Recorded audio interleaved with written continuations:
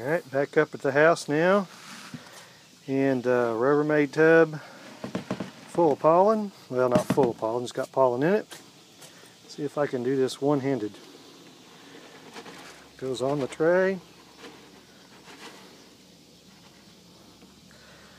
And just set the tub to the side. And if you look, the sunlight's going to chase the ants out. And just see ants running like crazy. And give it a shake. And all those clumps will come apart. Then we'll come over here, give it a shake. Spread out that.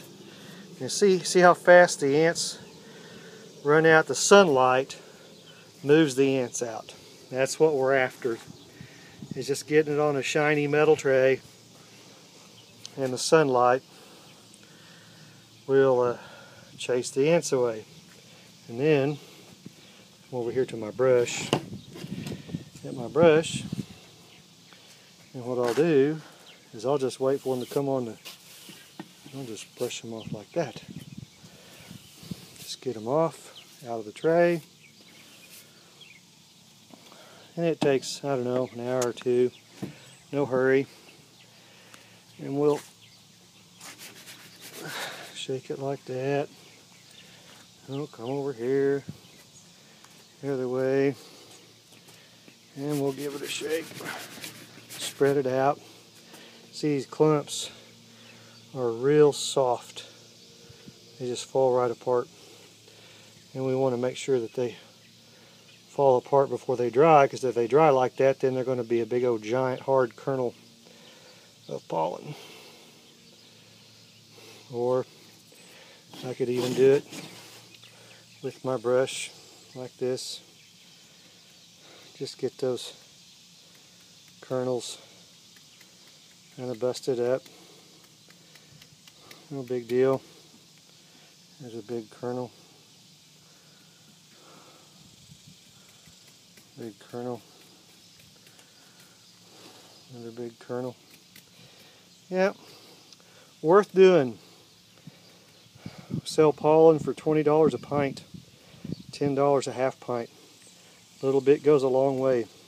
Never consume more than 2 teaspoons of pollen any one day, and you start off with a few kernels under your tongue. See if your body will tolerate it. If you get a little itchy or sneezy or throat itches, a little bit of Benadryl, whatever, Dimetap. But we'll let the sun chase out the ants.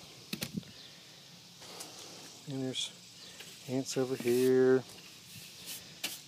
And then we'll bag it up, put it in the freezer, kill anything that we can't see. And then when we're ready to dry it, we'll just do the same thing again. Pull out the bag of pollen, dump it on the tray, spread it out thin.